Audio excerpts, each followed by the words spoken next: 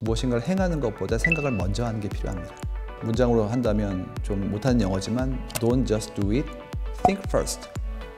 어느 순간인가 본인의 일상적 기록 자체가 나에 대한 증거가 될 수밖에 없기 때문에 누구에게나 요구될 수밖에 없지 않을까에 대한 어떤 생각이 좀 있습니다. 사람들이 남긴 흔적 데이터를 계속 보면서 자연스럽게 그 패턴 속에 들어있는 의미를 고민하게 되고, 그러다 보니까 화자라고 할 수 있는 그 남긴 분들의 어떤 생각의 편린들이라는 게 그 마음을 반영한다는 것을 이제 깨닫게 된 거죠.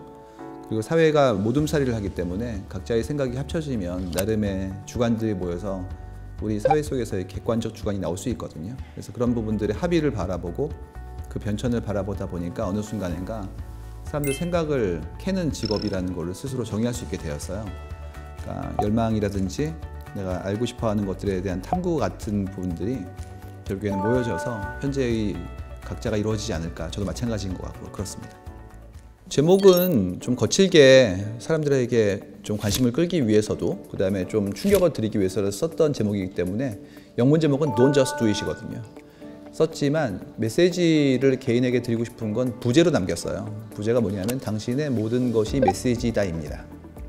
우리가 무엇인가를 하고 있는데 과연 그 생각을 하고 있는 건지, 나도 모르게 그냥 하고 있는 것인지에 대한 부분들이 좀 궁금해진 거죠. 근데 지나고 보니까 무엇인가를 하는 건 올바른 일이었지만 그 앞에서 먼저 방향성을 생각하지 않고 아무거나 했다면 지금 쌓여진 것이 좀 적을 수 있다는 생각을 하게 된 거죠. 그래서 저만 그런 게 아닐 거라고 생각했기 때문에 많은 분들한테 그냥 하지 마시고 먼저 좀 고민해 보시고 하는 것이 어떻겠습니까? 라고 말씀을 드린 거예요. 그냥 얘기하지 말고 그냥 행하지 말고 내가 어떤 가치를 먼저 상정하고 추구하는지에 대한 부분들을 정렬하면 나의 일상생활의 모든 것들이 그런 메시지에 수렴할 수 있거든요. 그런 이유로 먼저 해야 될 건 뭐냐 하면 나의 뜻을 밝히고 그것에 충실히 몰입하여서 내 삶의 일관을 만드는 방법들이 꼭 필요하지 않을까라고 생각을 합니다. 무엇인가 툭 떨어지는 게 아니라 우리가 합의해 나간다고 보는 거거든요. 예를 들어서 각자가 소중하고 존중받길 원하잖아요. 그러면 그만큼의 상대에게 규칙과 예절을 요구하게 되겠죠. 그건 당위에 해당하는 것들이에요. 그래서 이 사회가 분화되고 있고 더 사람들이 나은 삶을 원하고 있고 각자의 자존에 대한 부분들의 어떤 기본적인 욕구가 커지고 있고 이런 부분들은 명제에 해당하거든요. 그러면 이제 시간차가 있고 그 사회의 저항이 있을 뿐 결국 오게 될 일이라는 거예요. 그렇다면 이제 이러한 일이 일어나는 거죠.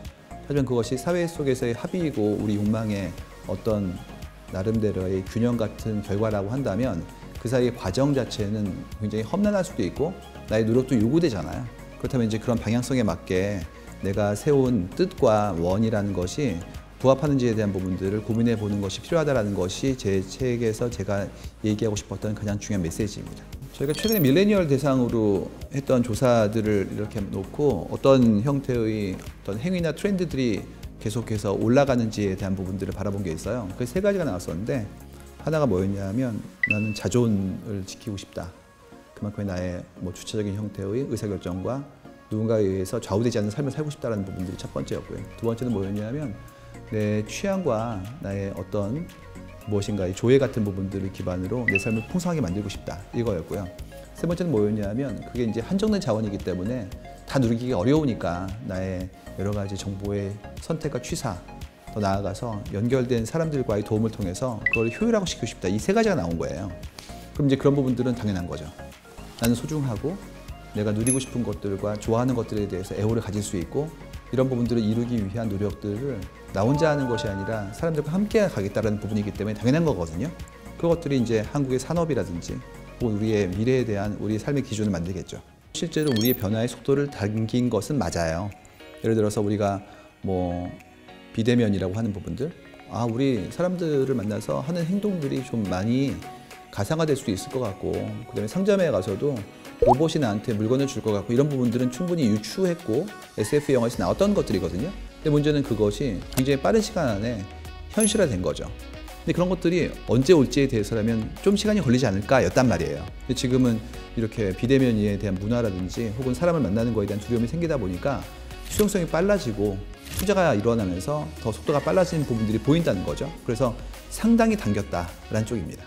그러니까 이거는 자연스럽게 그렇게 되는 순서인데요. 어떤 내용이냐면 이런 식이죠. 저 기억나는 게 예전에 저희 아버님 때 이력서가 그런 거였어요. 언제 입학, 언제 졸업, 어느 회사 입사, 퇴사 이거였어요. 그러니까 그분에 대한 설명은 그가 다닌 기관명과 기간만으로도 충분히 가능했던 시절이었거든요. 요즘 그 새로 들어오신 분들 이력서 같은 걸 보시면 그렇게 안 돼 있죠. 본인이 수강했던 과목들 리스트, 해외여행 경험 같은 것들, 했던 프로젝트의 봉사 같은 게 잔뜩 들어있잖아요. 이직한 분들은 더 합니다. 근데 좀 더 있으면 어떤 일이 벌어질 거냐 하면 각자가 매일같이 자신의 일상을 기록하는 것들이 자랑스러운 경우에 그걸 들고 오실 수 있겠죠. 예를 들어서 매일같이 뭐 줍깅으로 조깅하면서 쓰레기를 줍는다거나 혹은 착한 선행 같은 부분들을 봉사활동 하신다 그러면 나도 모르게 그거를 남기게 되는 순간 그게 나의 프로파일이 될 수 있잖아요. 그럼 한 분이 들고 오면 다른 분도 들고 오시겠죠. 어느 순간인가 본인의 일상적 기록 자체가 나에 대한 증거가 될 수밖에 없기 때문에 이런 부분들에 있어서의 어떤 정비나 아니면 그런 것들을 아카이브한 행위 자체가 누구에게나 요구될 수밖에 없지 않을까에 대한 어떤 생각이 좀 있습니다. 각자가 자기의 언어를 만들고 그 언어를 기반으로 자기의 뜻을 설파하는 것이 맞고요. 그렇기 때문에 먼저 해야 될 일은 무엇인가를 행하는 것보다 생각을 먼저 하는 게 필요합니다. 문장으로 한다면 좀 못하는 영어지만 Don't just do it, think first.